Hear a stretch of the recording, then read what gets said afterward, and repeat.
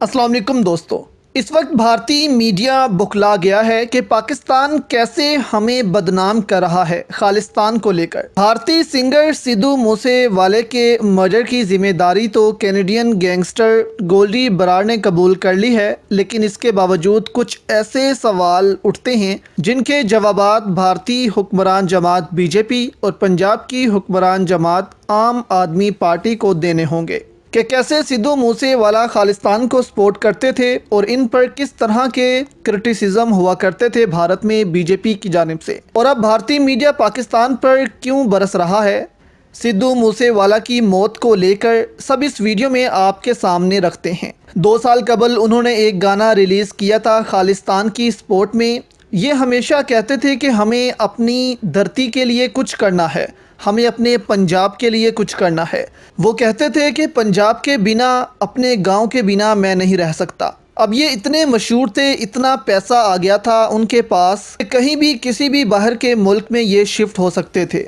बड़े बड़े सिंगर्स जैसे कि हनी सिंह ने भी ऐसा ही किया, लेकिन उन्होंने अपने पंजाब को तरजीह दी और सियासत में आए ताकि सिखों के लिए कुछ किया जाए। तो उन्होंने खालिस्तान के लिए भी नारे लगाए। इसी तरह उन्होंने खालिस्तान के लिए एक गाना निकाला जिसको उन्होंने नाम दिया पंजाब माई मदरलैंड। जैसे हम पाकिस्तान को कहते हैं मदरलैंड, किसी एक सूबे को नहीं। इसी तरह उन्होंने भारत की बजाय पंजाब को कहा कि पंजाब इज़ माई मदरलैंड, जिस पर भारत में इन पर काफ़ी तनकीद भी हुई। इसमें उन्होंने खालिस्तान मूवमेंट के सरबराह जरनैल सिंह उनको दिखाया और भूपाल सिंह बलबीर की 1980 की खालिस्तान के सपोर्ट में दी गई तकरीर भी उन्होंने अपने इस गाने में शामिल की, जिससे वाज़िह था कि सिद्धू मूसेवाला भी एक आज़ाद पंजाब चाहते हैं जो भारत की ग़ुलामी से अलग हो। ये सिद्धू मूसेवाले की एक वीडियो देखें जिसमें वो बीजेपी के खिलाफ प्रोटेस्ट में लोगों को क्या पैगाम दे रहे हैं, बीजेपी के खिलाफ और सिखों को सपोर्ट करते नज़र आ रहे हैं। तो दादा भी खेती करता रहा, मेरा प्यो भी खेती करता रहा, हुण मैं आप कर रहा एज अ कलाकार हो के। ये कोई तो है नहीं भी कोई कोई आप दिखाने के किसान आ, कहने के किसान आ, या दिखावे के किसान आ। आप तो आप अपने हत्थां नाल हुण भी सारा कुछ सैट होने के बावजूद भी ਆਪਾਂ ਨੂੰ खेती का शौक, ਆਪਾਂ ਨੂੰ चाह है उस चीज़ का, है ना। तो सानू शांति मिलती है सानू उस मिट्टी 'ਚ काम करके जिहड़ी 'ਚ ਅਸੀਂ जम्मे पले हैं, है ना।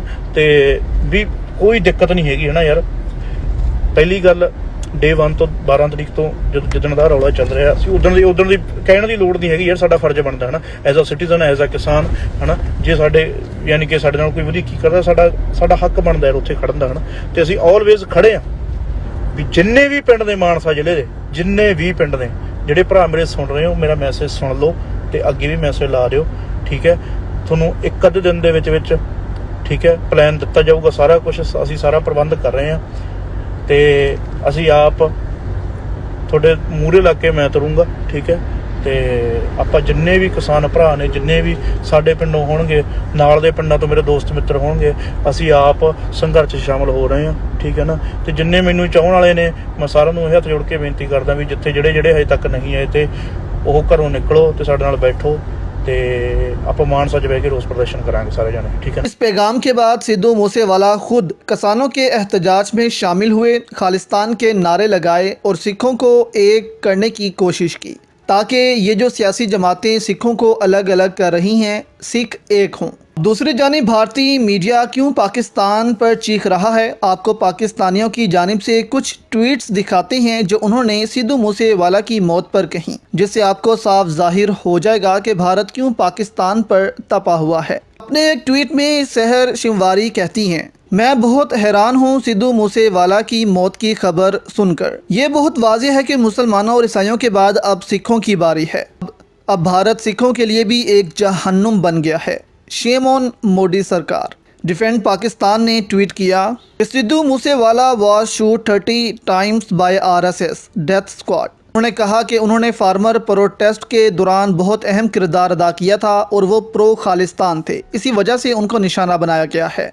एक सारिफ ने कहा कि 200% RSS और बीजेपी ने इनको कत्ल किया है। अब पाकिस्तानी इसको जोड़ रहे हैं खालिस्तान से। जाहिर सी बात है, एक ऐसे सिंगर जिसको दुनिया भर के करोड़ों लोग जानते हैं, जिसकी आवाज़ गूंजती है, जब वो खालिस्तान की बात करेगा तो फिर भारत को तकलीफ़ तो होगी। अब इस पर भारतीय मीडिया ने आर्टिकल्स लिखना शुरू कर दिए हैं। कहा जा रहा है कि पाकिस्तान खालिस्तान को जोड़ रहा है सिद्धू मूसेवाला की मौत से, और एक और टेंशन की आग भड़का रहा है भारतीय पंजाब में। ये आग पाकिस्तान नहीं बल्कि खुद वहाँ के सियासी लीडर्स इक़्तिदार की खातिर भड़का रहे हैं। बीजेपी जो सिद्धू मूसेवाला के खिलाफ हमेशा रही है, अब इस वाक़े को कैसे आम आदमी पार्टी के खिलाफ इस्तेमाल कर रही है वो आपको बताते हैं, ताकि अगले इलेक्शंस में आम आदमी पार्टी की जगह पंजाब में बीजेपी का राज हो। आप ये बीजेपी रहनुमा की प्रेस कॉन्फ्रेंस देखें जो वो आम आदमी पार्टी के खिलाफ कर रहे हैं। इसे सुनकर आपको वाज़ेह हो जाएगा कि किस पर इल्ज़ाम लग रहा है, किसने कत्ल किया है और किसको फ़ायदा होगा। पहले तो इन्होंने सिद्धू मूसेवाले जी के प्रेस जो सिक्योरिटी थी उसे हटाई। फिर आश्चर्य का विषय है कि जो विषय कॉन्फिडेंशियल रहना चाहिए, ये पूरी लिस्ट किन लोगों की सिक्योरिटी हटाई गई, यह confidential list that was made public. Never in the world we have seen a situation where people who are threatened, their security is taken back, and the list as to whose security has been taken back, this confidential list is published for the public consumption. तो एक तरह से ये एक invite था, यह एक आमंत्रण था हत्यारों को कि हमने इन लोगों का सिक्योरिटी वापस लिया है, अब आप अपना काम कर सकते हैं।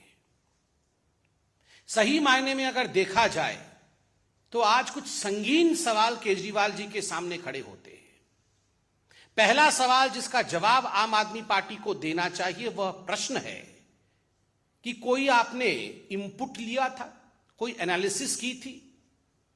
ये जो सिक्योरिटी विड्रॉ किया आपने कई लोगों की, सिद्धू जी की जो सिक्योरिटी आपने वापस लिया, आपने कोई इनपुट लेकर किया था? कोई थ्रेट परसेप्शन कितना है, थ्रेट परसेप्शन नहीं है, ये एनालिसिस की थी या केवल और केवल कोरी राजनीति के लिए, अपने वाहवाही के लिए, अपने लिए ताली बजवाने के लिए आपने ये सिक्योरिटी वापस ली? पहला प्रश्न है। दूसरा प्रश्न है, सिक्योरिटी कल वापस ली और तुरंत उसको आपने पब्लिसाइज किया, यह दुनिया में कहीं नहीं होता है, ये क्यों किया? तीसरा